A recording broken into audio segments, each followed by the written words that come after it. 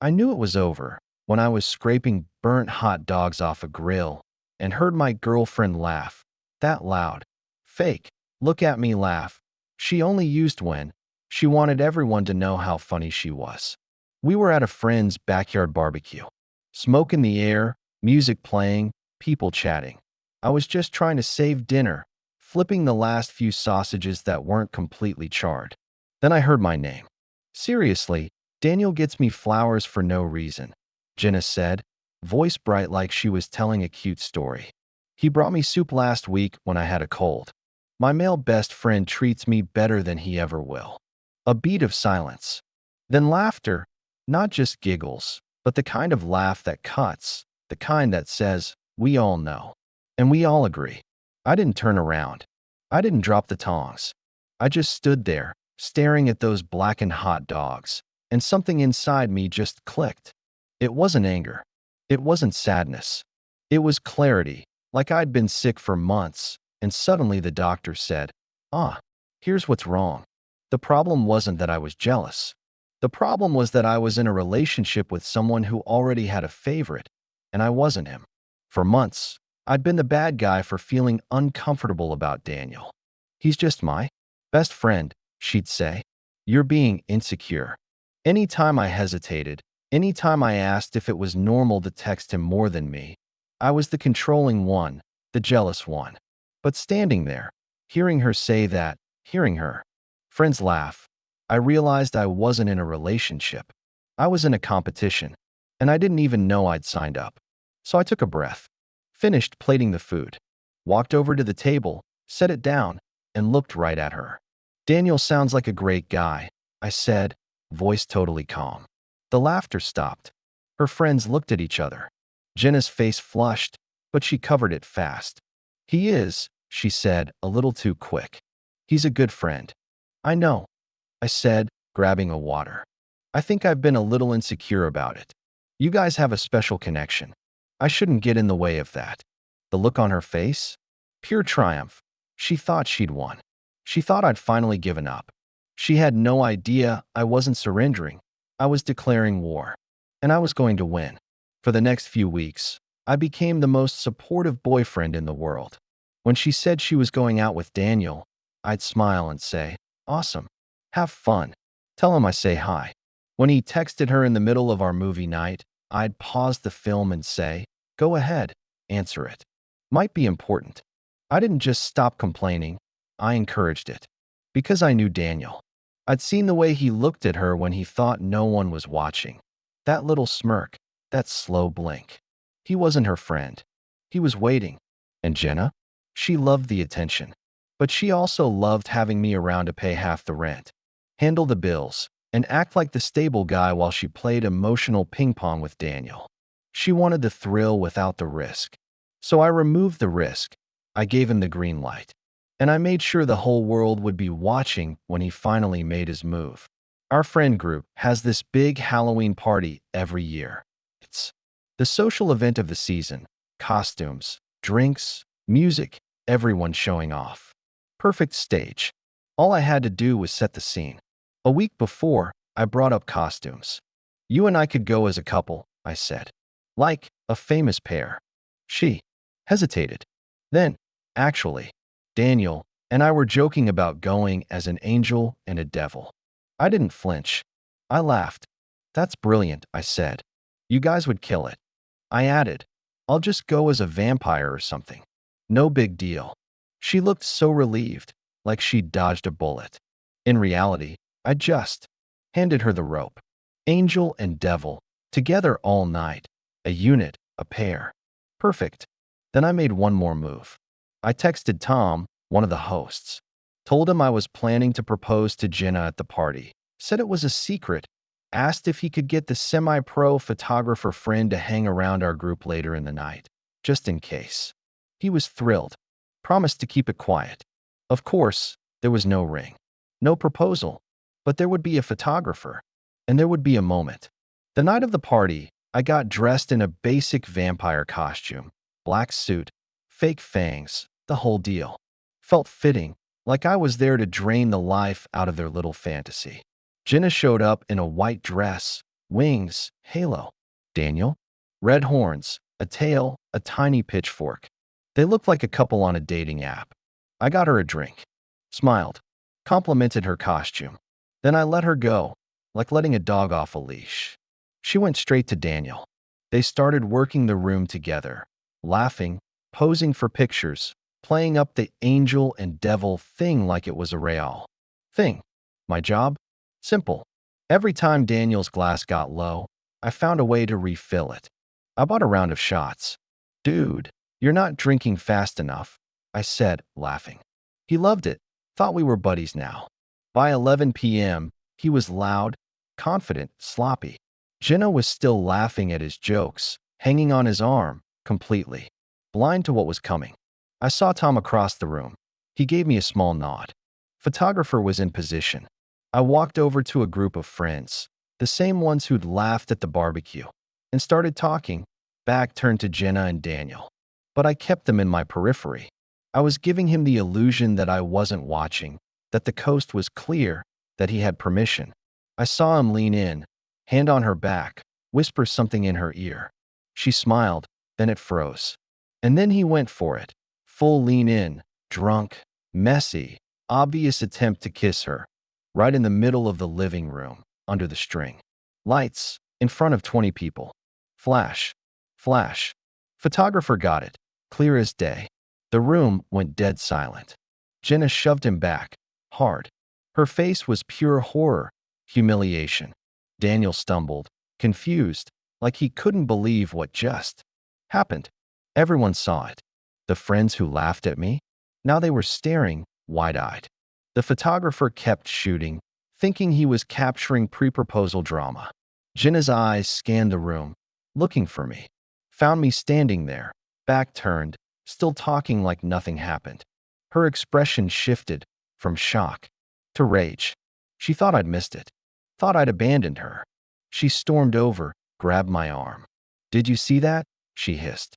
I turned slowly. See what? I was talking to Mike. Daniel just tried to kiss me in front of everyone. I looked over at Daniel, now being dragged away by one of his buddies.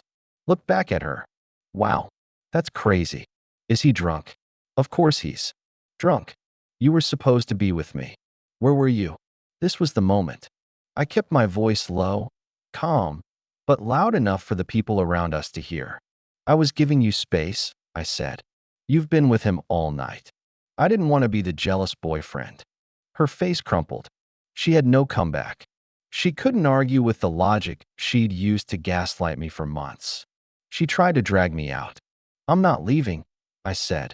Tom and Sarah are my friends. I'm not going to let this ruin their party. She stared at me, betrayal, confusion, fury, then turned and walked out alone. I stayed, talked to people, acted normal. Friends came up to me. You okay, man? I just shrugged. Looks like Jenna has some stuff to figure out with her friend. That's all I said. But the story told itself. I wasn't the jealous boyfriend anymore. I was the guy who got played. The victim. And I didn't have to say a word. The drive home was quiet. My phone blew up, texts from her, apologies for Daniel, accusations against me for not protecting her, for being cold. I didn't read them. When I walked in, she was sitting on the couch in the dark, still in her angel costume, halo crooked. She jumped up. We need to talk. Okay, I said. Turned on the light. Let's talk. She went off. Daniel was a pig, a creep. He ruined everything. Then it shifted. It was my fault. I wasn't there. I let him get drunk. I've been distant. I let her talk. Didn't interrupt. Just listened. When she finally ran out of steam, I walked to the kitchen counter. Picked up a piece of mail, the lease renewal. I overheard you at the barbecue, I said, quiet. The one where you said Daniel treats you better than I ever will. The one where they all laughed. Her face went pale, like she'd been slapped. That was just a joke. It didn't sound like a joke, I said. It sounded like the truth. So I decided to test it. Her eyes widened. I gave you everything you wanted, I continued. All the space, all the time with him, no jealousy, no complaints. I wanted you to have the full Daniel experience. I paused. And now you do. I looked at her. How did that better treatment feel? She had nothing. Mouth opening, closing. I kept going. The proposal story? Fake. I needed a photographer. I needed everyone to see what I already knew. That he's not your friend. He's a guy who wants to sleep with his best friend's girlfriend. And you? I said, you're the girl who loves the attention so much. You'll humiliate your own boyfriend just to get it. I tossed the lease on the coffee table. The lease is up in 60 days. I've already told the landlord I'm not renewing. I've found a new place. For me. Alone. I looked at her. You have 2 months to figure out where you're going to live. I paused. Maybe Daniel has a spare room. You guys seem so close. She whispered, You planned this. I shook my head. No, you planned it. You wanted a boyfriend to pay the bills. And a best friend to give you all the attention you crave. You just never planned on the two worlds colliding. I walked into the bedroom, closed the door, left her standing there. In the silence, I smiled. Because for the first time in months, I felt free. The next 60 days, they were brutal for her. At first, she pretended nothing happened, made coffee, asked how I slept, tried small talk. I gave her nothing, one-word answers, no emotion, no reaction. I was a gray rock. I slept on the couch. The apartment became a tomb of silence. Then the photos surfaced. The photographer posted a few online, including one, crystal clear, of Daniel lunging at her, eyes half closed, lips puckered. It went viral in our circle. Daniel deleted his socials, ghosted everyone. Jenna lost her #1 source of validation overnight. Her friends? A few apologized to me, said they didn't realize how bad it was. I accepted, but kept my distance. They showed me who they were. Then came the bargaining. She wrote me a 5-page letter, cried about how Daniel manipulated her, how she took me for granted, promised therapy, blocked Daniel. I'll do anything, she wrote. I read it, slid it back under her door with a sticky note. Too little, too late. Then the deliveries started. New couch, new bed frame, all sent to the apartment. Watching her face as 2 guys carried my new sofa past her, priceless. Reality was setting in. 2 weeks before move out, she snapped, cornered me in the kitchen, screamed for 30 minutes, called me a manipulative monster, said I ruined her life, destroyed her friendship. I waited, then said, You humiliated me. You let another man flirt with you for months. You broke this relationship. I looked her in the eye. All I did was hold up a mirror. If you don't like what you see, that's on you. The last week, just sad. She started packing, slowly, half-heartedly. She couldn't afford the apartment alone, not even close. Ended up asking her parents if she could move back home. The same parents she'd spent years bragging to about her perfect city life. The day I moved out, she was sitting on a pile of boxes, watching me carry my things to the truck. She looked small, defeated. Is there any chance for us? She asked. I stopped, looked at her. No, Jenna, I said, not unkindly. There isn't. You made your choice at that barbecue. It just took a while for the consequences to catch up. It's been a month since I moved out. Peace, quiet, no drama. I've reconnected with my real friends, the ones who never liked her. Life is simple, better. I heard she's living with her parents now, an hour outside the city.